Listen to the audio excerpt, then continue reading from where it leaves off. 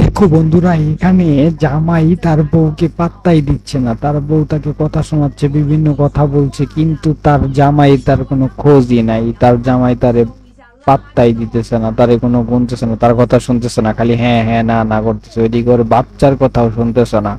তার যে বাচ্চা তাকে বারবার বাবা বাবা বলতেছে, বিভিন্ন অঙ্ক দেখাচ্ছে, কিন্তু তার বাবার তার প্রতি খোঁজই নাই।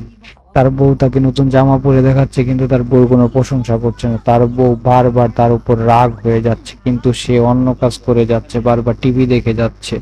তার বউ অবশেষে তার কান ধরে এখন মলাবে। হাহা, তাও তার লজ্জা হয় না, কিন্তু সে তার বউকে পাত্তাই দিচ্ছে না। অবশেষে সে তার বউ আর তার মেয়ে মিলে টাকা লুকিয়ে রাখে ওই জামাইয়ের। জামাই পরে লুকিয়ে লুকিয়ে সেই টাকা নিয়ে আসতে যায়, চুরি করতে যায়। সে খুঁজে খুঁজে অবশেষে টাকাটা পেয়েই যায়।